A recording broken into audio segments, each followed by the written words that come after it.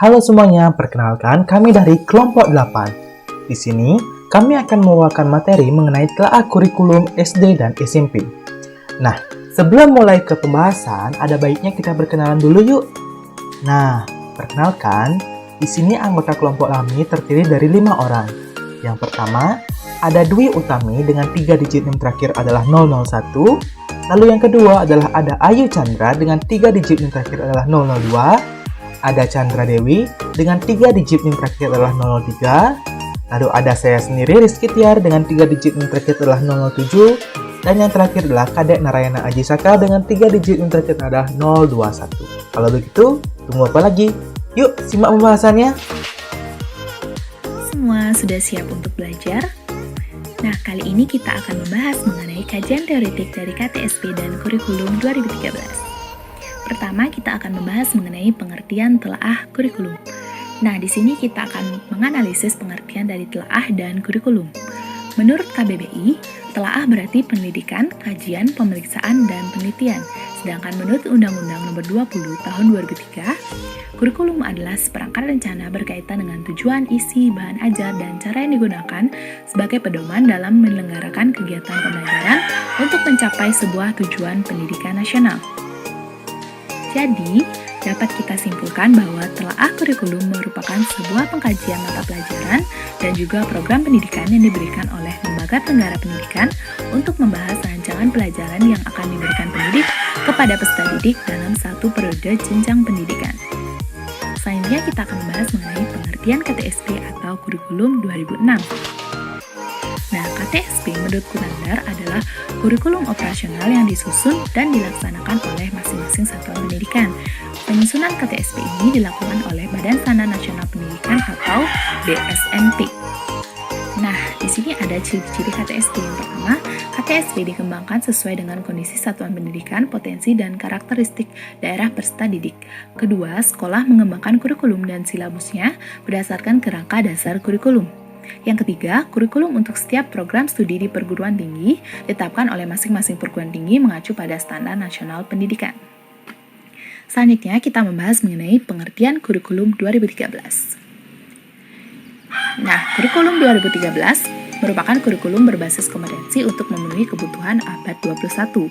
Nah, menurut Undang-Undang Nomor 20 Tahun 2003, Pasal 35, kurikulum 2013 bertujuan untuk mendorong peserta didik mampu lebih baik melakukan observasi, bertanya, bernalar, dan mengkomunikasikan apa yang mereka peroleh atau mereka ketahui setelah menerima materi pembelajaran. Baik, sekian materi tentang kajian teoretik. Kita lanjutkan dengan materi berikutnya. Selanjutnya, kita akan membahas tentang telaah kurikulum SD. Pada bagian yang pertama, kita akan membahas tentang struktur kurikulum SD atau MI KTSP. Yang pertama, kurikulum SD atau MI memuat 8 mata pelajaran, muatan lokal, dan pengembangan diri seperti yang tertera pada tabel. Yang kedua, substansi mata pelajaran IPA dan IPS pada SD atau MI merupakan IPA terpadu dan IPS terpadu. Yang ketiga, pembelajaran pada kelas 1 sampai kelas 3 dilaksanakan melalui pendekatan tematik, sedangkan pada kelas 4 sampai kelas 6 dilaksanakan melalui pendekatan mata pelajaran. Yang keempat, jam pembelajaran untuk setiap mata pelajaran dialokasikan sebagaimana tertera pada struktur kurikulum. Satuan pendidikan dimungkinkan menambah maksimum 4 jam pembelajaran per minggu secara keseluruhan. Yang kelima, alokasi waktu 1 jam pembelajaran adalah 35 menit. Dan yang terakhir, minggu efektif dalam 1 tahun pembelajaran atau 2 semester adalah 34 sampai 38 minggu. Berikut yaitu struktur kurikulum SD atau MI yang disajikan dalam tabel. Pada tabel terlihat bahwa jumlah alokasi waktu untuk kelas 1 yaitu 26 jam, kelas 2 27 jam, kelas 3 28 jam, dan untuk kelas 4, 5, dan 6 yaitu 32 jam. Selanjutnya, kita akan membahas tentang kompetensi inti SD atau MI pada kelas 1 dan kelas 2. Kompetensi inti kelas 1. Yang pertama yaitu menerima dan menjalankan ajaran agama yang dianutnya. Yang kedua, memiliki perilaku jujur, disiplin, tanggung jawab, santun, peduli, dan percaya diri dalam berinteraksi dengan keluarga, teman, dan guru. Yang ketiga, memahami pengetahuan faktual dengan cara mengamati, mendengar, melihat, membaca, dan menanya berdasarkan rasa ingin tahu tentang dirinya, makhluk ciptaan Tuhan dan kegiatannya, dan benda-benda yang dijumpainya di rumah dan di sekolah. Yang keempat, menyajikan pengetahuan faktual dalam bahasa yang jelas dan logis, dalam karya yang estetis, dalam gerakan yang mencerminkan anak sehat, dan dalam tindakan yang mencerminkan perilaku beriman dan berakhlak mulia. Selanjutnya yaitu kompetensi inti kelas 2. Yang pertama, menerima dan menjalankan ajaran agama yang dianutnya. Yang kedua, menunjukkan perilaku jujur, disiplin, tanggung jawab, santun, peduli, dan percaya diri dalam berinteraksi dengan keluarga, teman, dan guru. Yang ketiga, memahami pengetahuan faktual dengan cara mengamati, mendengar, melihat, membaca, dan menanya berdasarkan rasa ingin tahu tentang dirinya, makhluk ciptaan Tuhan dan kegiatannya, dan benda-benda yang dijumpainya di rumah dan di sekolah. Yang keempat, menyajikan pengetahuan faktual dalam bahasa yang jelas dan logis, dalam karya yang estetis, dalam gerakan yang mencerminkan anak sehat, dan dalam tindakan yang mencerminkan perilaku anak beriman dan berakhlak mulia. Selanjutnya yaitu kompetensi inti SD atau MI pada kelas 3 dan 4. Kompetensi inti kelas 3 yang pertama yaitu menerima dan menjalankan ajaran agama yang dianutnya. Yang kedua, menunjukkan perilaku jujur, disiplin, tanggung jawab, santun, peduli, dan percaya diri dalam berinteraksi dengan keluarga, teman, guru, dan tetangganya.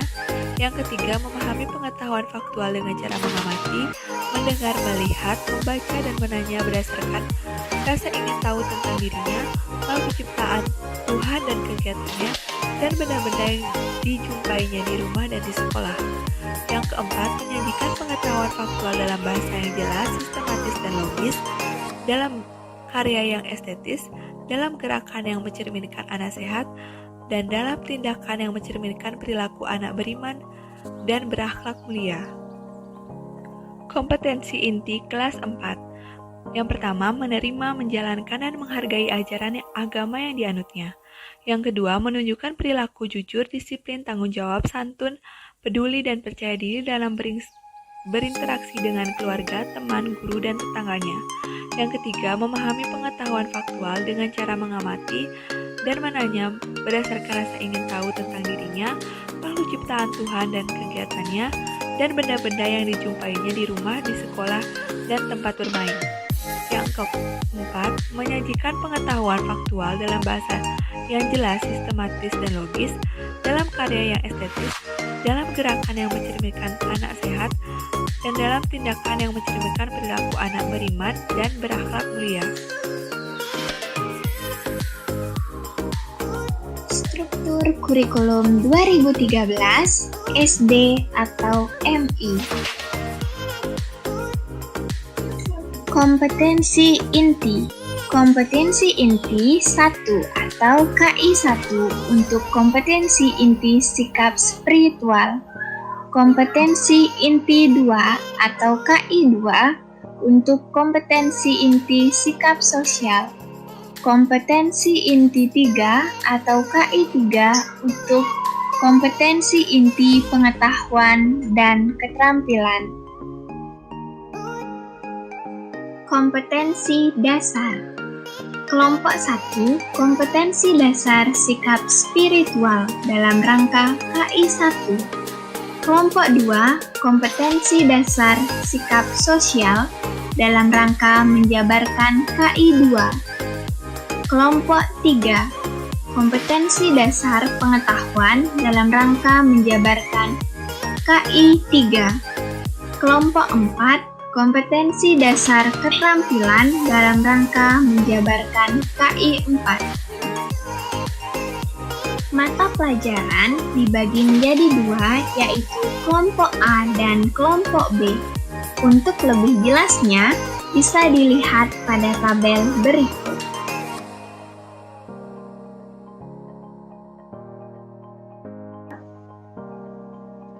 Beban ajar. Beban belajar di SD atau MI dinyatakan dalam jumlah jam pelajaran per minggu. Kelas 1 adalah 30 jam pelajaran, kelas 2 adalah 32 jam pelajaran, kelas 3 adalah 34 jam pelajaran, dan untuk kelas 4, 5, dan 6 adalah 36 jam pelajaran. Beban belajar di kelas 1, 2, 3, 4, dan 5 dalam satu semester paling sedikit 18 minggu efektif. Beban belajar di kelas 6 pada semester ganjil paling sedikit 18 minggu efektif.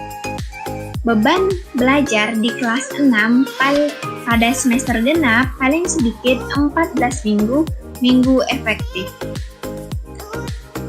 Perbedaan KTSP dan K13 dari segi substansi. Untuk KTSP, standar isi ditentukan terlebih dahulu melalui Permendiknas nomor 22 tahun 2006. Setelah itu ditentukan SKL atau standar kompetensi lulusan melalui Permendiknas nomor 23 tahun 2006. Sedangkan pada K13, standar kompetensi lulusan ditentukan terlebih dahulu melalui Permendikbud nomor 54 tahun 2013. Setelah itu baru ditentukan standar isi yang berbentuk kerangka dasar kurikulum yang dituangkan dalam Permendikbud nomor 67 sampai 70 tahun 2013. Mata pelajaran tertentu mendukung kompetensi tertentu, itu pada KTSP, sedangkan pada kurikulum 2013 tiap mata pelajaran mendukung semua kompetensi. Untuk KTSP, mata pelajaran dirancang berdiri sendiri dan memiliki kompetensi dasar sendiri. Sedangkan pada K13, mata pelajaran dirancang terkait satu dengan yang lain dan memiliki kompetensi dasar yang diikat oleh kompetensi inti tiap kelas. Untuk KTSP, bahasa Indonesia sejajar dengan mata pelajaran lain, sedangkan pada K13, bahasa Indonesia sebagai penghela mata pelajaran lain. Dari segi pelaksanaan, perbedaan antara KTSP dan K13, standar proses dalam pembelajaran terdiri dari eksplorasi, elaborasi, dan konfirmasi. Dengan tiap mata pelajaran yang diajarkan dengan pendekatan berbeda. Sedangkan untuk K13, proses pembelajaran setiap tema di jenjang SD dilakukan dengan pendekatan ilmiah atau saintifik, yaitu standar proses dalam pembelajaran terdiri dari mengamati, menanya, mengolah, menyajikan, menyimpulkan, dan mencipta. Semua mata pelajaran diajarkan dengan pendekatan yang sama, yaitu saintifik melalui mengamati, menanya, mencoba, dan menalar. Perbedaan dari segi penilaian, untuk KTSP penilaiannya lebih dominan pada aspek pengetahuan.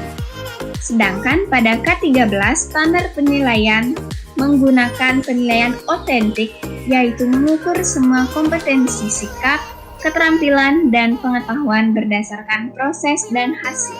Selanjutnya, kita akan membahas mengenai struktur kurikulum KTSP jenjang SMP atau MTS. Nah, menurut Permendiknas nomor 22 tahun 2003, struktur kurikulum merupakan pola dan susunan mata pelajaran yang harus ditempuh oleh peserta didik dalam kegiatan pembelajaran. Adapun ketentuan dari struktur kurikulum SMP MTS adalah yang pertama, kurikulum SMP MTS memuat 10 mata pelajaran, muatan lokal, dan pengembangan diri. Yang kedua, substansi dari mata pelajaran IPA dan IPS pada SMP merupakan IPA terpadu dan IPS terpadu. Lalu yang ketiga, jam pembelajaran untuk setiap mata pelajaran dialokasikan sebagaimana tertera dalam struktur kurikulum. Satuan pendidikan dimungkinkan untuk menambahkan maksimum 4 jam pembelajaran per minggu secara keseluruhan. Lalu yang keempat, alokasi waktu 1 jam pembelajaran adalah 40 menit. Dan yang kelima, minggu efektif dalam 1 tahun pelajaran atau 2 semester adalah 34 sampai 38 minggu. Nah, selanjutnya kita akan membahas mengenai kompetensi inti di jenjang SMP. Adapun kompetensi inti untuk kelas 7 SMP adalah yang pertama, menghargai dan menghayati ajaran agama yang dianutnya. Yang kedua, menghargai dan menghayati perilaku jujur, disiplin, tanggung jawab, peduli, toleransi, gotong royong, santun, percaya diri dalam berinteraksi secara efektif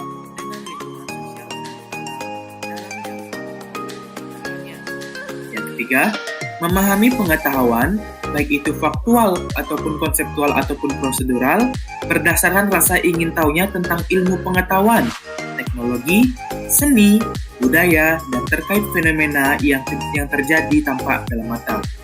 Yang keempat, mencoba mengolah dan menyaji dalam ranah konkret, yaitu menggunakan, mengurai, merangkai, memodifikasi, dan membuat.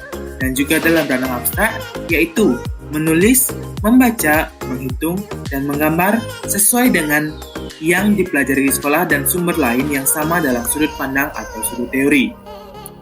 Lalu, untuk kelas 8 adalah yang pertama, menghargai dan menghayati ajaran agama yang dianutnya. Yang kedua, menghargai dan menghayati perilaku jujur, disiplin, tanggung jawab, peduli, toleransi, gotong royong, santun, percaya diri, dalam berinteraksi secara efektif dengan lingkungan sosial dan alam dalam jangkauan pergaulan dan keberadaannya. Yang ketiga, memahami dan menerapkan pengetahuan baik itu faktual, konseptual, ataupun prosedural berdasarkan rasa ingin tahunya tentang ilmu pengetahuan, teknologi, seni, budaya, terkait fenomena dan kejadian tampak mata. Yang keempat, mengolah, menyajikan, dan menalar dalam ranah konkret, yaitu menggunakan, mengurai, merangkai, memodifikasi, dan memuat dan ranah abstrak, menulis, membaca, menghitung, dan menggambar, sesuai dengan yang dipelajari di sekolah dan sumber lain yang sama dalam sudut pandang teori. Nah, untuk kelas 9, yang pertama, menghargai dan menghayati ajaran agama yang dianutnya. Yang kedua, menghargai dan menghayati perilaku jujur, disiplin, tanggung jawab, peduli, toleransi, gotong royong, santun, percaya diri dalam berinteraksi secara efektif dengan lingkungan sosial dan alam dalam jangkauan pergaulan dan keberadaannya. Yang ketiga, memahami dan menerapkan pengetahuan baik itu faktual, konseptual, dan prosedural berdasarkan rasa ingin tahunya tentang ilmu pengetahuan, teknologi, seni, budaya, terkait fenomena dan kejadian tampak mata. Yang keempat, mengolah, menyajikan, dan menalar dalam ranah konkret, yaitu menggunakan, mengurai, merangkai, memodifikasi, dan membuat, dan ranah abstrak, yaitu menulis, membaca, menghitung, dan menggambar, sesuai dengan yang dipelajari di sekolah dan sumber lain yang sama dalam sudut pandang atau teori. Nah, jika kita dapat tuliskan ke dalam tabel, maka akan kita dapatkan tabel struktur kurikulum SMP atau MTS sebagai gambar berikut.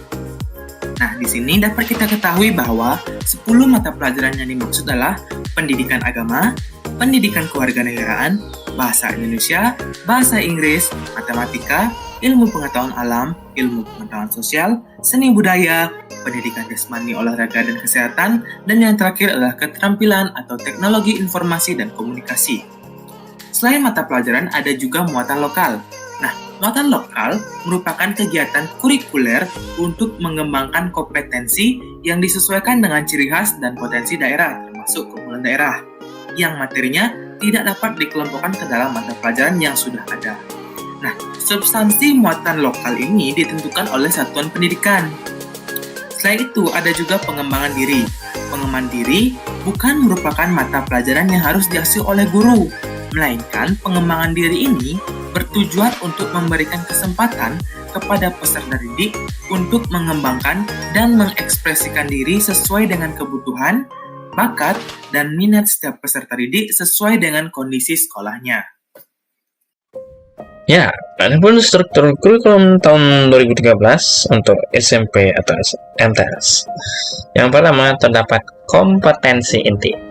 Kompetensi inti dirancang seiring dengan meningkatnya usia peserta didik pada kelas tertentu. Yang pertama terdapat kompetensi inti yaitu kompetensi inti sikap spiritual, yang kedua sikap sosial, yang ketiga kompetensi inti pengetahuan, dan terakhir adalah kompetensi inti keterampilan. Ya, adapun kompetensi dasar dirumuskan untuk mencapai kompetensi inti. Rumusan kompetensi dasar dikembangkan dengan memperhatikan karakteristik peserta didik, kemampuan awal, serta ciri dari suatu mata pelajaran. Adapun kelompok yang pertama yaitu kelompok kompetensi dasar sikap spiritual dalam rangka menjabarkan KI1. Yang kedua, kelompok kompetensi dasar sikap sosial dalam rangka menjabarkan KI2. Yang ketiga, kelompok kompetensi dasar pengetahuan dalam rangka menjabarkan KI3.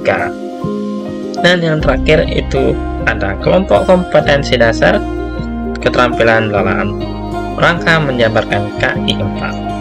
Ya, adapun mata pelajaran. Nah, di sini kita bisa lihat bahwa mata pelajaran seni budaya dapat memuat bahasa daerah.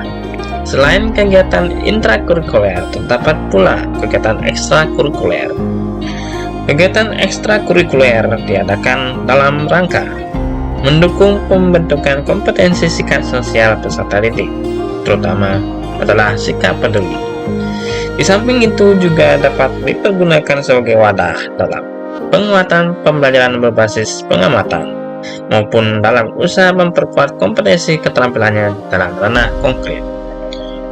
Nah, kemudian terdapat mata pelajaran kelompok A, itu adalah kelompok mata pelajaran yang dikembangkan oleh pusat, sedangkan kelompok B adalah kelompok mata pelajaran yang kontennya dikembangkan oleh pusat dan dilengkapi dengan konten lokal yang dikembangkan oleh pemerintah daerah. Bahasa daerah sebagai muatan lokal dapat diajarkan secara terintegrasi dengan mata pelajaran seni budaya dan prakarya, atau dijabarkan secara terpisah apabila daerah merasa perlu untuk memisahkannya. Kemudian sebagai pembelajaran tematik terpadu, angka jumlah jam pembelajaran per minggu untuk setiap mata pelajaran tersebut adalah relatif. Guru dapat menyesuaikan sesuai kebutuhan peserta didik dalam pencapaian kompetensi yang diharapkan.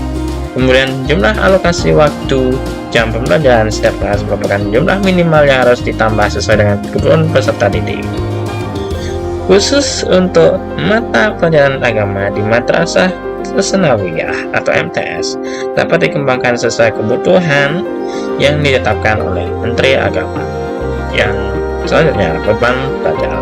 Beban belajar merupakan keseluruhan kegiatan yang harus diikuti peserta didik dalam 1 minggu atau semester dan 1 tahun.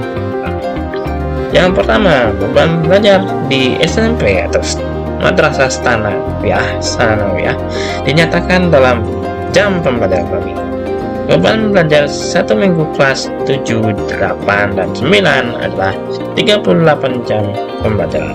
Durasi setiap 1 jam pembelajaran adalah 40 menit. Kemudian beban belajar di kelas 7, 8, dan 9 dalam 1 semester paling sedikit adalah 18 minggu dan paling banyak adalah 20 minggu. Yang ketiga, beban belajar di kelas 9 pada semester ganjil paling sedikit 18 minggu dan paling banyak 20 minggu.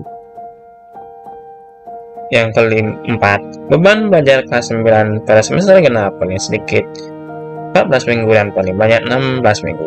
Yang terakhir adalah beban belajar dalam 1 pembelajaran paling sedikit 36 minggu dan paling banyak adalah 40 minggu. Oke.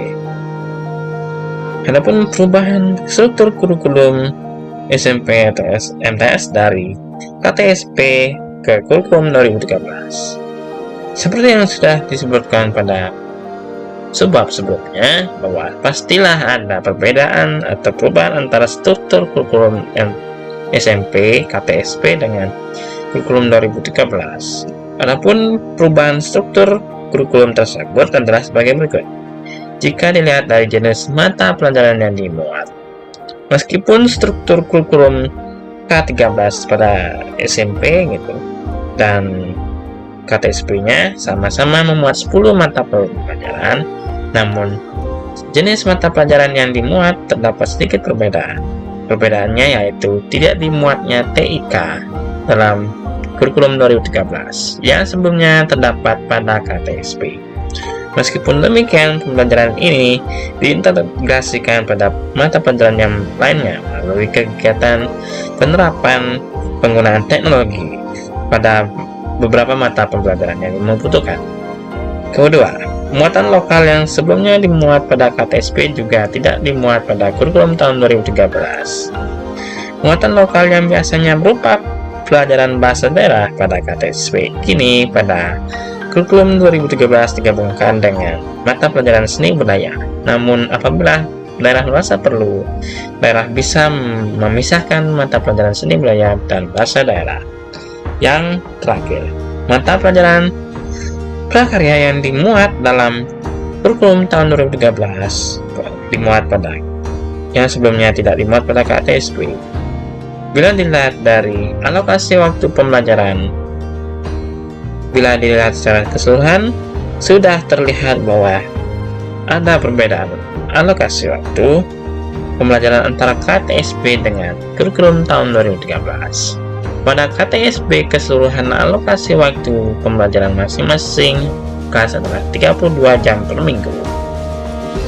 Sedangkan pada kurikulum tahun 2013 adalah 38 jam per minggu. Gitu ya.